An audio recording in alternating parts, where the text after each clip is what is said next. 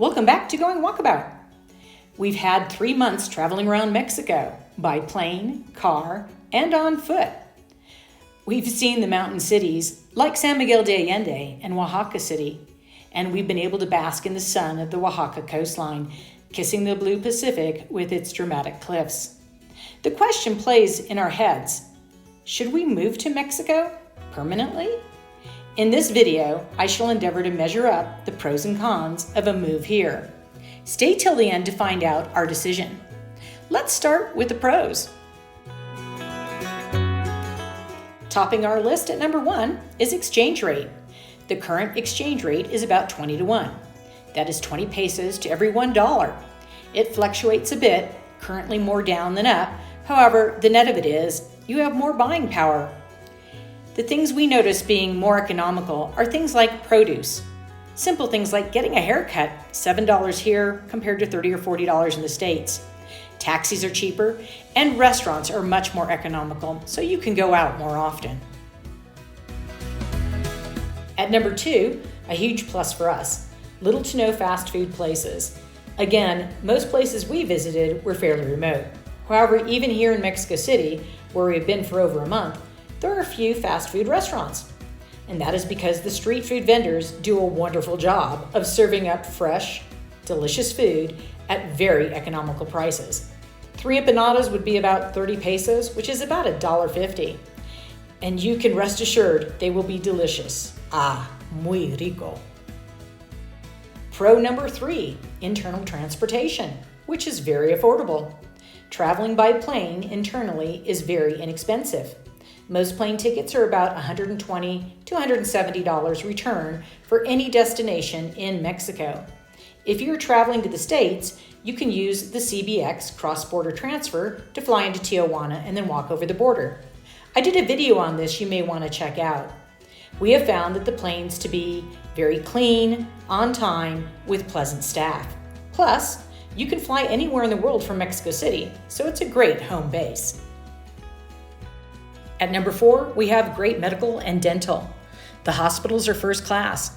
Many, like Medico Sur, are affiliates with U.S. hospitals.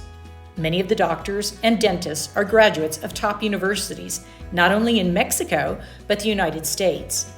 A procedure that may cost you $1,200 in the United States and is not covered by Medicare could be as low as $70 in Mexico. Plus, the doctors and staff are kind and patient. They have not lost their bedside manner. A big pro for us is not having to get in a car to go anywhere. And that's why number 5 is a big pro for us, which is walking towns and cities. You get used to walking daily to get a cup of coffee, go grocery shopping, or pop into a small restaurant. From this, you not only get a chance to get outside and get some exercise, but you get to see people, so you don't feel so isolated or like a shut-in. We think it's an extremely important part in how the towns and cities have evolved here. It leads to a much better sense of community. Coming in at number 6 is excellent produce. If you like to cook like we do, you know that all good meals start with good produce. The produce here is beautiful. Literally, it looks beautiful. It tastes beautiful. If you're tired of watery tomatoes and tasteless pineapples, Mexico is definitely the place for you. And you'll enjoy doing what we did almost every night, and that's cooking up a great meal. Number 7 is feeling safe. I have felt safe over the last 3 months in Mexico. I'll throw a caveat out.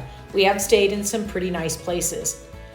But overall, we can see that the government and the Mexican people are vigilant about safety and as such take precautions to ensure that gatherings are monitored by many people, security guards, and police alike. At number 8, our final pro, it's the people. I've said this before, however it bears repeating, especially if you're thinking of moving here like us. The people are the best. In the last 3 months, we have traveled from one area of Mexico to another. We have yet to meet an unfriendly or unhelpful person. If they can help, they do. If they can exchange a kind word, they do. The people are polite and kind to one another as well, a trait I am sure we could all learn from. It was actually pretty difficult to think of any cons. We only came up with one. The only thing that stood out to us after 3 months of being here was the lack of any kind of a monetary safety net for the people, like Social Security. Due to this, you do have folks using their imagination to figure out ways to get some money to get by. So panhandling is prominent in all cities and towns. So after all this, what have we decided? Will we move to Mexico? The answer to that is no. We will not be moving at this time. We have at least 2 or 3 other countries to explore before we make the grand relocation commitment. We have been very pleasantly surprised by how much we like Mexico. However, we want to give France and Vietnam a fair shake, as we've heard many good things about those places as well.